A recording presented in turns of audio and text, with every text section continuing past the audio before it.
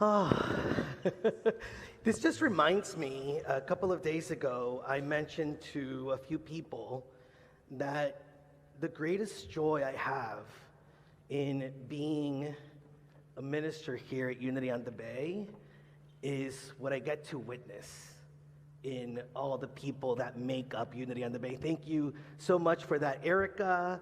Thank you, Angela, for the lovely meditation, Shantae, Kevin, the choir, just all of us who make up this spiritual community that we love so much. Now, many of you have already been asking what my joke for today is, based on the fact that many of you heard Martha speak last Sunday about my jokes.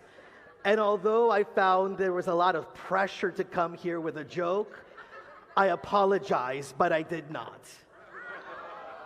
I know. I don't want you to think it is. Just because there's this blinding light doesn't mean I wasn't able to see who was clapping over there. I'm just hoping my personality is funny enough for you today. All right? I just didn't want you to think it was based on what Martha said. We were just having some good times with each other.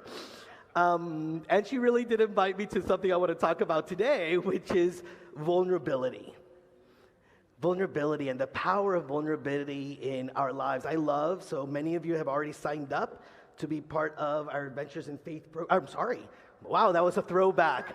Our Spirit Groups program, using Brene Brown's The Atlas of the Heart, and many of you know that Brene Brown is one of my all-time favorites, so I'm really excited that we're doing it, and if you haven't signed up, you can still do so today. You can also sign up for the solo journey.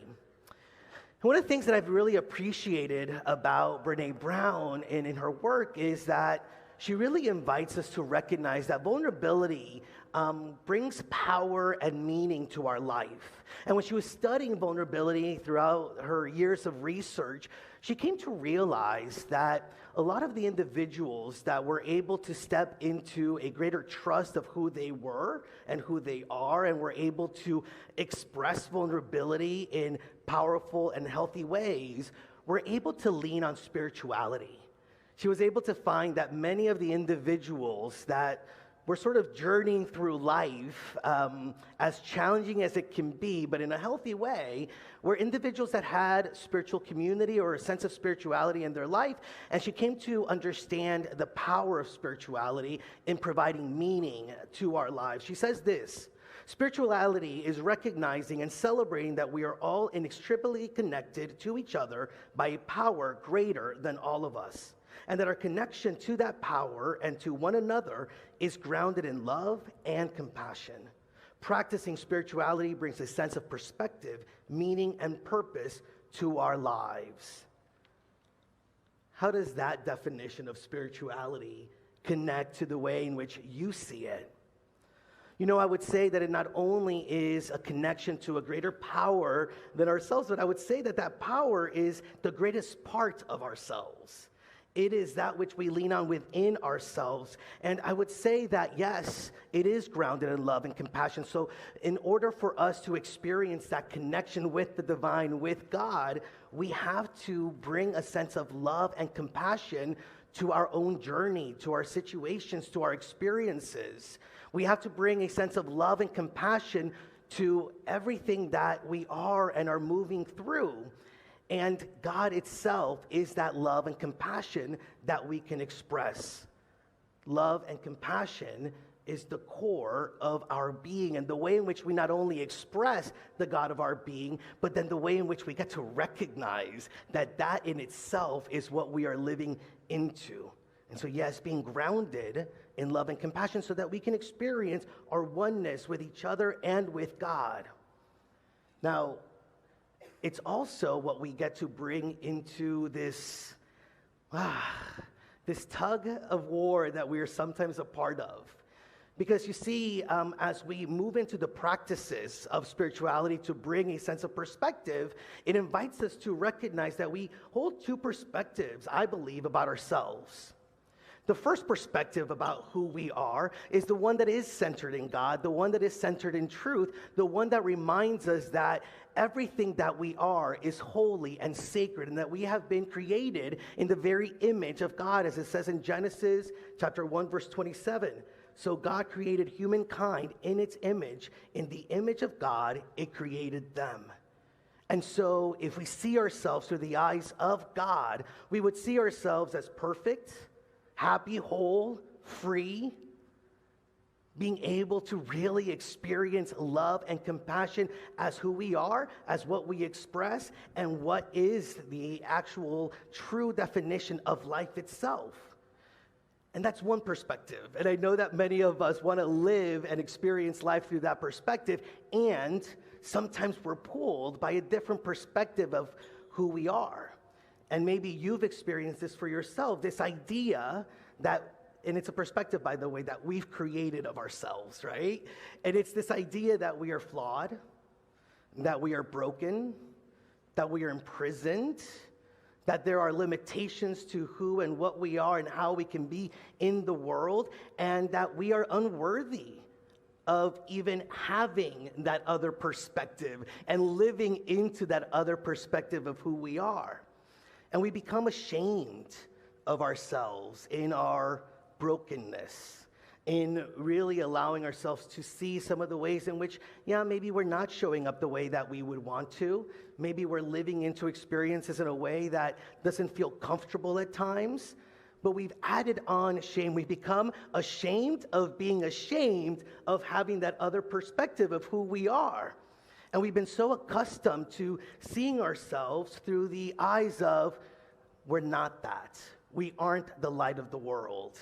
And yet we get reminded moment by moment. We get reminded by avatars like Jesus and Buddha and other great spiritual leaders that we are the light of the world. We are the light that has come into this world so that we can experience it in greater ways. And we are designed to live wholeheartedly, free and trusting, with deep faith about who it is that we are. We're so scared of sometimes not being enough.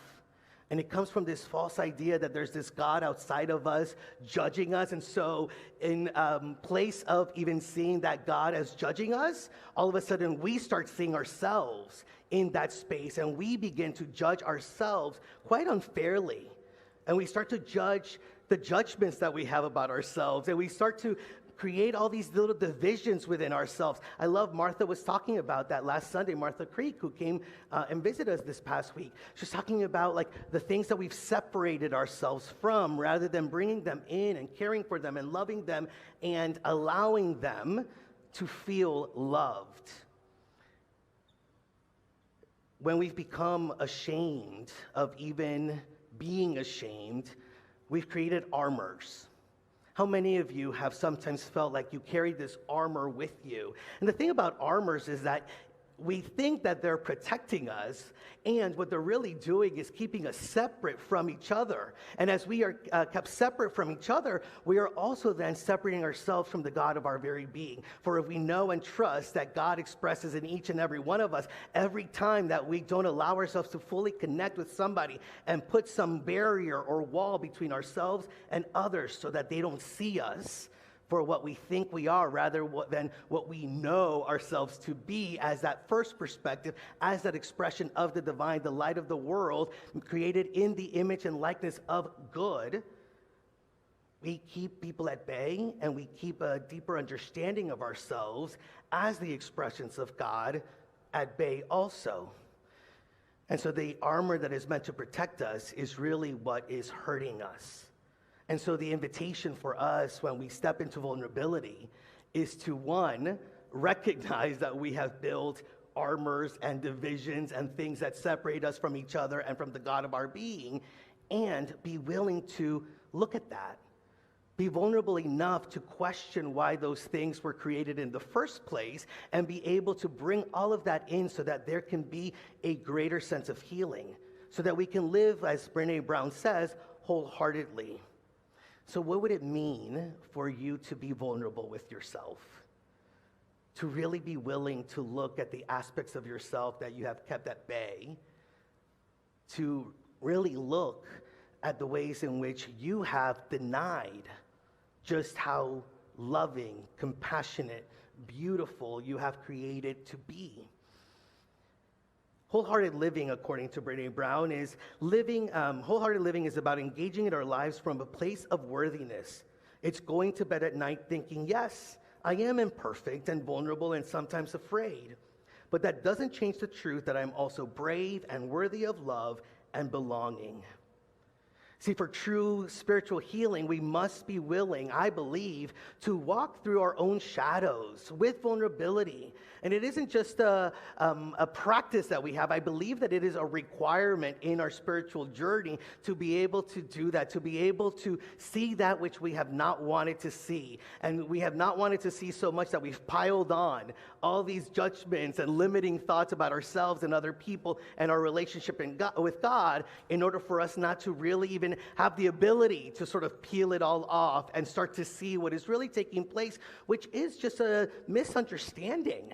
It's just a misunderstanding. It's just a missed opportunity to see ourselves as whole and free as we were intended to see ourselves. And so vulnerability is truly a spiritual practice and invites us to really get clear with ourselves. Martha Creek did share with us, and one of the things that I gathered from what she spoke is that in order for us to heal something, how many of you remember this? We have to first hold it. In order for us to heal something, first we have to hold it. And that requires vulnerability, to hold something that for so long we have not wanted to even acknowledge about ourselves. And I love the imagery that comes up when I think about that, to hold something so that we can heal it. It may be the imagery that comes up for you also, but of like, just picking up a child and just allowing it to be what it is and love it, support it, bring it comfort, add compassion to it. One of the invitations that we get invited into when we do that is to really look at the shadow and to not be so scared of it, to really look at what is in the quote-unquote darkness, which is only darkness because that's what we've termed it to be, right? But be able to really experience it. And Joseph Campbell, who did a lot on the hero's journey, once said, "The cave you fear to enter holds the treasure that you seek." The cave you fear to enter holds the treasure that you seek. That which is in the darkness is that which will remind us of our light. That which is in the darkness is that which will remind us of the love that we are, of the compassion that we get to be. And, I was thinking of that imagery, and the darkness of the cave does not have to scare us. So many times we don't go into dark spaces, right, because there is no light in there. But wait a minute, then I think, I'm the light of the world. So the cave does not have to be lit, because the moment I enter into it and I'm willing to walk into it, I bring the light with me. And then I'm able to see clearly that which was once in the darkness for it to then be held and to be healed. We don't have to wait for something to be lit for us to be able to enter into it. It's a misunderstanding that we are the very beings that bring the light into every situation and into every corner of our being, into every crevice that may not sometimes feel comfortable for us. And so what is it that we find when we are willing to go into that dark cave and bring our light to it? It is that which is asking for us to love and be compassionate with. And so see, this journey is really a journey of the heart space, love and compassion. Our spiritual journey is that of the space of the heart, which again is, I'm just so grateful that now we're looking at the atlas of the heart, because it's going to give us the language, the map for us to really unleash the power that is within our heart and that is waiting for us to fully express. The places that we go to when we allow the heart to lead. Now, it's very different, the places that we go to when we forget that we are the light, when we forget that we are the love, that we forget that we are the compassion itself. And so some of the places, and let me know if these sound familiar to you. I know that when I was reading the first couple of chapters of the book, they sounded too familiar to me, if you know what I mean, right? And it really invited me to question where I sat with each and every one of them, because some of them have like these big words like envy. I'm not envious. Jealousy. I'm not jealous. But it should have been me to do that, right? I'm not overwhelmed. I'm not stressed. This is just a blip. And this is an invitation to get really clear and really real about where we are without judging it and without judging ourselves for even feeling or experiencing them. Because the moment we do that, once again, we build up the armor and we're not able to really heal. We're not able to connect to even those feelings of jealousy and envy, to be able to hold them so that we can heal them. And so some of the places where we go when things are a little uncertain, when the journey is a little unclear, Brene Brown says, is to the place of stress and being overwhelmed. Having a little bit of anxiety, having a little bit of fear. Anyone ever feel that way? I can't see because of the blinding light, but I bet there's a lot of hands up right now, right? It's a place that we naturally can go to when we are in the perspective and definition of us as flawed individuals, as us as limited individuals, rather than seeing ourselves as we were created to be, the light of God in this world. But we get that feeling of being stressed and overwhelmed, and she says that it's the narrative of just feeling like we're depleted, right? Like we have nothing more to give. And when I hear that, it really invites me to recognize that within me, whether I feel it sometimes or not, is the source of my good. And that doesn't even need to be replenished because it always has something in there for me. It always can energize me. It always can allow me to step into whatever situation and know and trust and have faith that I will have exactly what I need within it. Jesus, throughout his ministry, showed vulnerability and showed us what we can do in moments like this when we're stressed and overwhelmed. I mean, his ministry was one of vulnerability. But especially I want to share with you when in Matthew 26, Jesus takes Peter, James, and John, three of the disciples, apostles, to the Mount on Gethsemane. And this is right after the Last Supper. He knows that he's going to be betrayed. He knows what is ahead for him in the next couple of days, which is a crucifixion. And many times when we are stressed and overwhelmed, what we're fearing is that we ourselves are going to be crucified. Is it not?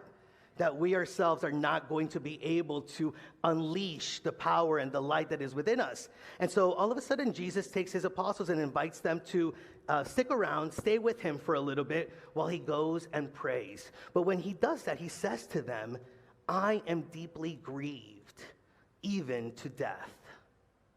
Now, when we think of Jesus and we think of this expression of light and beauty, we don't think of him as the angry sometimes, the hurt sometimes, or the scared sometimes. But even our master teacher in that moment was deeply grieved. And he was willing to express that to those that were around him. He was willing to be vulnerable enough to acknowledge that he was moving through that and share that with others. And so he goes and he prays and comes back. And he's actually upset because they've fallen asleep. How many of us have had those moments where it's like, come on, friends, come with me. You got to help me because I'm really stressed. I'm really overwhelmed. And you look back and, wait a minute, where are you guys, right? And so he had that same experience. He went back and forth and back and forth. But in that is the answer, I believe, to when we are feeling overstressed and overwhelmed, is to be able to go to the place within us, to be able to go to pray. And is it easy? Jesus had to do it 3 times in order to be able to face what he needed to face. It may not be an instantaneous thing, but what is there is the practice of prayer. What is there is the practice of going within, of meditating, of being one with God, and just having that experience of being one with God. Yes, being vulnerable to speak out what he was feeling and what he was moving through, and taking that into the space of love and compassion within him. Charles Fillmore, co-founder, says that there is no such thing as a burden in God's scheme of creation, and if you are bearing one, it is because you do not understand who and what you are and your relationship to the great whole. Any moment that we are experiencing a burden, it is because we have forgotten that we ourselves are the ones who are able to move through any experience and know that it is for good and know that it is of God and know that we have within us everything that we need to move through it. And so all it requires is, one, being honest with ourselves, moving into the cave, seeing what is there, allowing it to come up so that we can hold it, we can heal it, and remembering our truth. Places where we go when all of a sudden we want to move into comparison is another biggie for Brene Brown. When we all of a sudden start to feel like we have to conform to other people's view of us or what perfection is, and not only do that, but then be better than that. Right? She says, comparison is the crush of conformity from one side and competition from the other. It is trying to simultaneously fit in and stand out. It's be like everyone else, but better. How many of us have been in that place? How many of us have been moved into that place by certain experiences, individuals that we may have going? And when I sit with that, I realize it's because we've forgotten who we are. When we have that need to fit into other people's view of us, it's because we have forgotten who we truly are. Because we fit in already. We are already a part of God.